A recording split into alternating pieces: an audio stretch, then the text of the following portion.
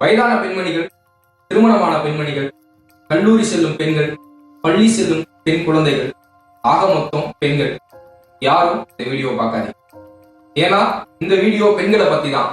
ஆனா பெண்களுக்காக அல்ல, என்னையும் இந்த வீடியோவை பார்த்துட்டு இருக்க உங்களையும் மாதிரியான பாலியல் வல்லுறவுக்கும் பாலியல் வன்கொடுமைக்கும் துணை போகக்கூடிய பாலியல் குற்றவாளிகளான நம்ம ஆண் சமுதாயத்திற்கானதான் இந்த வீடியோ. யாரா நீ எடுத்தெடுப்புல எங்கிருந்த எல்லா ஆண்களையும் பாலியல் வல்லுறவுக்கு துணை போற ஆட்கள் பாலியல் குற்றவாளிகள் சொல்ற அப்படின்னு கேட்கிறீங்களா? வரேன் உங்களுக்காகத்தான்.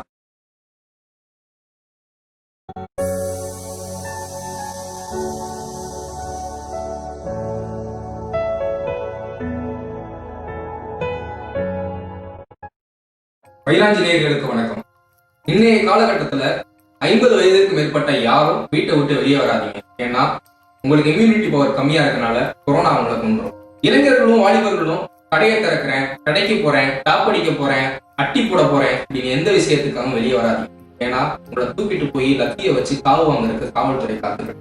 இதுகெல்லாம் இன்னைக்கு இந்த சமுதாயத்துல நமக்கு நடக்குது. ஆனா ஓடி விளையாட வேண்டிய வயசுல பிஞ்சு குழந்தைகளையும் கூட நீங்க வீட்டை விட்டு வெளியே வராதீங்க. வீட்டை விட்டு வெளியே வந்தீங்கன்னா காம இச்சையிலையும் காம வேட்டையிலையும் காம வெறி பிடிச்சு தெரியற மிருகங்களுக்கு உங்களை பலி கொடுத்துட வேண்டி வரும் அப்படின்னு பயந்து இன்னைக்கு வீட்டுக்குள்ள வச்சிருக்க ஒரு நிலைமை இருக்கு. எனக்கு இதெல்லாம் அந்த சமுதாயத்தில் நடக்குதா, நடக்கவே இல்லையா அப்படின்னு உங்களுக்கு ஒரு கேள்வி வருது. நீங்க அதை பார்த்து கேட்கறீங்கன்னா நீங்களும் நானும் அன்றாடம் டெய்லி டிவியில பார்த்துட்டே இருக்கும் இப்படியான ஹாட் நியூஸ்ல கொலை, குற்றம், வழிப்பறி, இந்த மாதிரியான குற்றங்கள்ல இந்த பாலியல் வன்கொடுமையும் ஒரு குற்றம் தானே, அந்த குற்றவாளி தானே தண்டனைக்குரியவர், அந்த குற்றவாளி தண்டிச்சா சரியாயிருமே அப்படின்னு நீங்க நம்பினீங்கன்னா நம்மள மாதிரியான முட்டாள் இந்த உலகத்துல கிடையவே கிடையாது. இது ஒரு குற்றம் தான், ஆனா ஒரு தனி மனிதனோட குற்றம் கிடையாது. இது ஒட்டுமொத்த சமுதாயத்தோட குற்றம். சமுதாயம் என்ன பண்ணுச்சு? சமுதாயம் எல்லா நேரங்களும் அப்படியான குற்றங்களுக்கும் அப்படியான தீங்குகளுக்கு எதிராக எதிர்வினை ஆட்டிக்கிட்டே இருந்துச்சு. நம்ம எதிர்த்து செயல்பட்டுட்டே இருந்தோம். சரிதான், செயல்பட்டோம். எங்க டிவியில ஒரு ஹாட் நியூஸ் வரும், இப்படி பள்ளி வைத்து சிறுமி பக்கத்து வீட்டு மாமாவை அழைத்து சென்று மிட்டாய் கொடுத்து இதை கொடுத்து அதை கொடுத்து பாலியல் வன்கொடுமை செய்து வீட்டுக்கு தெரியக்கூடாதுனால அந்த பொண்ணு புதைச்சிட்டான். ஒரு வாரம் கழிச்சு தேடி கண்டுபிடிச்சு போலீஸ்காரங்க எடுத்தாங்க. உடனே நம்ம என்ன பண்ணுவோம்? அவனுக்கு கடுமையான தண்டனை வேணும், அவனை நிக்க வச்சு சுடுங்க, அவனோட ஆணுக்கு அறுத்து தொங்க விடுங்க, கண்ணெறிஞ்சு கொடுங்க, எல்லாம் பண்ணுவோம். எப்ப? ஒரு வாரம் அவனை போலீஸ் கைது பண்ணிட்டாங்க. சிறைக்கு போனதுக்கு அப்புறம் அந்த விஷயம் அடைஞ்சிடும். மீடியாவில் அதை பேசுறத நிப்பாட்டிடும், நம்மளோட நிப்பாட்டிட்டு அடுத்த வேலையை பார்க்க போயிடும். சில வேலைகள் பார்த்துட்டு இருக்கும், மீண்டும் இன்னொரு இடத்துல அப்படியான விஷயம் நடக்கும். இதெல்லாம் நம்ம பண்ணவே இல்லைன்னு சொன்னா அது பொய் தானது உங்களுக்கும் தெரியும், எனக்கும் தெரியும். உதாரணமா கூட ஹைதராபாத்ல ஒரு இளம்பெண்ணை 4 வாலிபர்கள் சேர்ந்து கெடுத்து எரிச்சு கொண்டுட்டாங்க அப்படிங்கிற நியூஸை கேட்ட உடனே ஒட்டுமொத்த நாடு வந்துருந்துச்சு. அந்த இளைஞர்களுக்கு அதிகபட்ச தண்டனை கிடைக்கணும் அப்படின்னு சொன்னோடனே நீதியை நிலைநாட்டக்கூடிய காவல்துறை எல்லாரும் சேர்ந்து நம்ம எல்லாரும் குரல் கொடுத்தனாலையும் ப்ரெஷர் பண்ணனாலையும் அவங்க என்ன பண்ணாங்கன்னா அந்த 4 இளைஞர்களையும் கூட்டு போய் வச்சு நிக்க வச்சு சுட்டு கொண்டுட்டாங்க. நீதி கிடைச்சிருச்சு அந்த பொண்ணுக்கு அப்படின்னு நீங்க நம்புறீங்களா?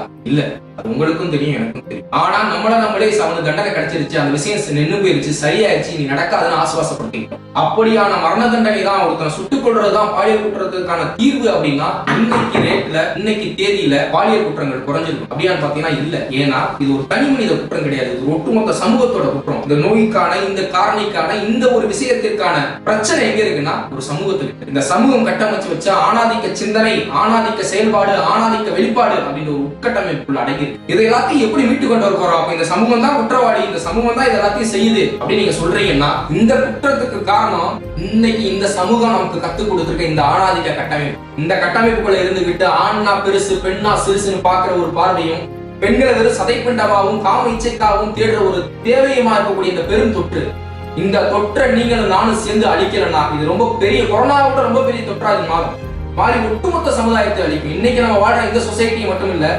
நம்மளுடைய தலைமுறை, அதற்கு அடுத்த தலைமுறை அப்படின்னு ஒவ்வொரு தலைமுறைகளா இது மாத்தி கடந்து கொண்டு போய்கிட்டே இருக்கும். முடிவு இது மாதிரியான குற்றங்களும் இது மாதிரியான தீங்குகளும் பெருகிட்டு தான் போகுமே தவிர குறையறதுக்கு வாய்ப்பே இல்லை. ஏன் சொல்ல வரேன்னா நம்ம வீட்டு பெண்களையும் நம்ம வீட்டு குழந்தைகளையும் நம்ம பாதுகாக்கலாம், வேற யாரும் பாதுகாப்பா? யாரும் இங்க பாதுகாக்கலாம் வேணாம் அப்படின்றது சரிதான். ஆனா குழந்தையா பாக்குறவங்கள்ட்ட கூட பழக முடியாத நிலைமை இன்னைக்கு இருக்கு. பிறந்த குழந்தையில இருந்து 3 வயசு குழந்தை, 5 வயசு குழந்தை, 7 வயசு குழந்தை, 9 வயசு குழந்தை, 10 வயசு கீழே உள்ள குழந்தைகிட்ட தன்னோட காம இச்சையை தேடி போய் தீர்த்துக்கிற காம வெறி பிடிச்ச மிருகங்கள்கிட்ட தான் இப்ப வாழ்ந்துகிட்டு. இதற்கும் கூட இப்ப தீர்வா என்ன சொல்றாங்க? பெண்களை வீட்டை விட்டு வெளியே போகாதீர்கள், பெண் குழந்தைகளையும் நாம் வீட்டுக்குள் பத்திரமாக பாதுகாத்து வைத்துக் கொள்வோம். இது கிடையாது தீர்வு. ஒரு கண்டன குரல் கூட ஆண் சமுதாயமே, ஆண் வர்க்கமே, ஆணாதிக்க சிந்தனை கொண்ட சமுதாயமே, ஆண்களே பெண்களை இந்த நிலைக்கு தள்ளாதீங்க, ஒரு கண்டன குரல் குறைய அதிகமாகவும் அழுத்தமாகவும் பதிவு செய்யப்படவே இல்லை. அதைத்தான் இப்ப நான் பேசுறேன். மிட்டாய்க்கும் முறுக்குக்கும் ஆசைப்படக்கூடிய சின்ன சின்ன குழந்தைகளோட வாழ்க்கையை மென்னு திங்கக்கூடிய இந்த காம வெறி பிடிச்ச இச்சை கொண்ட நாய்களிட்ட இருந்து நம்ம வீட்டு பெண்களையும் நம்ம குழந்தைகளையும் நம்ம தான் பாதுகாக்கணும். பாதுகாப்புன்னா எப்படி? துப்பட்டா போட்டு போங்க, வீட்டுக்குள்ள இருந்து பத்திரமா இருந்துக்குங்க, வெளியாள்கிட்ட பேசாதீங்க, இதை வாங்கி சாப்பிடாதீங்க, அங்கே தொடாதீங்க, இங்கே போகாதீங்கன்னு சொல்றதா? கிடையவே கிடையாது. ஏன்னா இன்னைக்கு நடக்கிற நிறைய பாலியல் குற்றங்கள் அந்த பெண்களுக்கும் அந்த குழந்தைகளுக்கும் நல்லாக தெரிஞ்ச சொந்தக்காரங்கள்ட்ட இருந்தும், அப்பா, தாத்தா, மாமா, உறவினர், உற்றான், இப்படி யாராவது ஒரு ஆள்கிட்ட இருந்து தெரிஞ்சவங்கள்ட்ட இருந்து தான் வருது அதிகமானது. பாதுகாக்கணும்னா எப்படி? Hashtag justice Hasini, justice Asifa, justice Nirbhaya, justice Chitra, justice Priya, justice Mangala, இப்படி போயிட்டே இருக்கிறதா? கிடையவே கிடையாதுங்க. இன்னைக்கு நீங்களும் நானும் என்ன மாதிரியும் உங்களை மாதிரி இருக்கக்கூடிய ஏதோ ஒரு ஆண் சரியா இருந்தா இந்த குற்றங்கள் நடந்திருக்காங்க.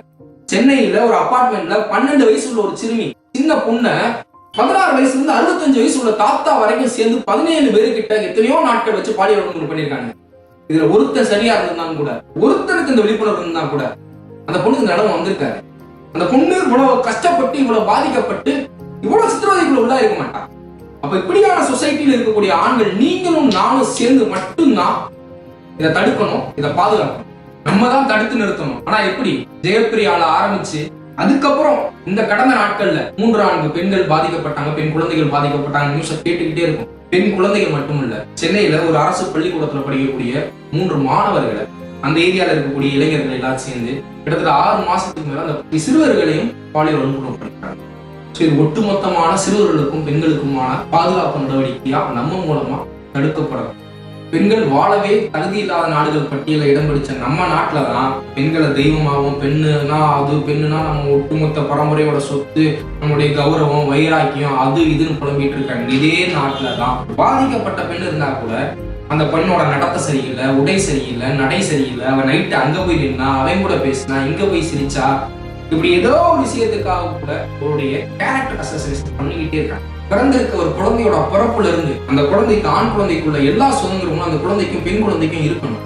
இப்ப ஒரு வீட்டுல சாப்பாடு தட்டுல போட்டு வச்சுட்டாங்க, 3 தோசை பையனுக்கும் 2 தோசை பெண் குழந்தைக்கும் வைக்கிறாங்க. ஒருவேளை அந்த பெண் குழந்தை அதிகமா கேட்டாலே கும்பல போலதான் கொஞ்சம் கம்மியா சாப்பிடு இப்படின்ற இடத்துல ஆரம்பிக்கிறது அவங்களுக்கான தடை. அங்கிருந்து அந்த குழந்தை வளர்ந்து வீட்டை விட்டு ஏதோ ஒரு காரணத்துக்காகவோ, படிக்கிறதுக்கோ, வேலைக்கோ, கல்லூரிக்கோ வீட்டு வாசற்படியை ஒரு அடி எடுத்து வச்சுட்டா போதும், அந்த பொண்ணு மேல அந்த குடும்பத்துக்கே இல்லாத கௌரவம் வந்துடும், அவங்க பரம்பரைக்கே இல்லாத ஒரு பெருமை வந்துடும், அந்த பொண்ணோட கற்பு வந்து உட்காந்துரும். இப்படி என்ன கருமம் கன்றாவி எல்லாம் சேர்த்து கொண்டு ஒரு பொண்ணோட உடம்பு மேல வச்சுருவாங்க. அம்மா நீ தான் பார்த்து போகணும், நீ நம்ம குடும்பத்தோட குலவிளக்கு, நீ அவன்கிட்ட இப்படி இருக்கக்கூடாது, இவன்கிட்ட எங்க நிற்கக்கூடாது, இப்படிலாம் சொல்லி அனுப்புதல் இந்த சமூகம். இப்படி எல்லா வீட்லயும் ஒரு பெண் குழந்தை இருக்கு. எல்லா பெண் குழந்தைகள்ட்டையும் பெண்கள்ட்டையும் இந்த சமூகத்துல இருக்க அப்பாவோ, அம்மாவோ, தாத்தாவோ, பாட்டியோ சொல்லி அனுப்புறாங்கல்ல. அப்படியே அவங்க வீட்டுல இருந்தாலும் நம்மளும் வரோம். ஆனா நம்ம என்ன பண்றோம்? 12 மணிக்கு ஒரு இடத்துல பைக்ல போயிட்டு இருக்கோம், ஒரு பொண்ணு தனியா ஒரு பஸ் ஸ்டாண்ட்ல 12 மணிக்கு நிக்கிறா. நம்மளை பார்த்த உடனே ஃபர்ஸ்ட் என்ன ஸ்ட்ரைக் ஆகுது, இவன் யாரு, எதுக்கு நிக்கிறா, இப்படின்ற இடத்துல இருந்து அணுகுமுறையில இருந்து நம்ம போய் என்ன பண்றோம்? அந்த பொண்ணு ஏதோ ஒரு தேவைக்காக வந்திருக்கலாம், இல்ல ஏதோ ஒரு இடத்துல வேலைக்கு போயிட்டு வந்திருக்கலாம், அவங்களுடைய அடுத்த கட்ட வேலையை நோக்கி நடந்து போறதுக்காக காத்திருக்கலாம், யாருக்காக வெயிட் பண்ணலாம். இப்ப எந்த வகையில நம்ம யோசிக்க போறதே கிடையாது, யோசிக்கிறதும் கிடையாது. நம்ம எடுத்தவங்க என்ன சொல்றாங்க, 12 மணிக்கு ஒருத்தங்க தனியா நிக்கிறானா அது தப்பானவங்க. முதல் நம்ம புரிஞ்சுக்கணும், யான் எப்படியோ அப்படிதான் பெண், நான் எப்படியோ அப்படிதான் நீயும் நானும் சமம், நீயும் நானும் சமம், நீயும் நானும் சமம் இப்படின்ற விஷயத்த நீ எத்தனை தடவை உணர்ந்து சரி பண்ணி நடைமுறைக்கு கொண்டு வரீங்களோ அப்ப தொடங்கும் இந்த மாதிரியான எல்லா கேள்விகளுக்கும் விடை தெரியாம இந்த ஆணாதிக்க சிந்தனை நிறைஞ்சு கிடக்கிற இந்த சமூகத்தை நம்மளால திருத்த முடியுமா, இல்ல எதுதான் திருத்தும் அப்படின்னு நீங்க கேட்டீங்கன்னா, இவங்க எல்லாரையும் சட்டம் திருத்துமா, இல்ல சாமி திருத்துமா, பள்ளிக்கூடம் திருத்துமா, கல்லூரி திருத்துமா, சிறைச்சாலை தான் திருத்துமா, இல்ல காவல்துறை திருத்துமா? இவங்க யாரும் நான் சொன்ன எதுவும் திருத்த போறதும் இல்லை. ஏன்னா கோவில்ல வச்சு ஒரு பிஞ்சு குழந்தைய கதற கற்பழிச்சு கொண்ட இந்து வெறி கும்பலும் இங்கதான் இருக்கு.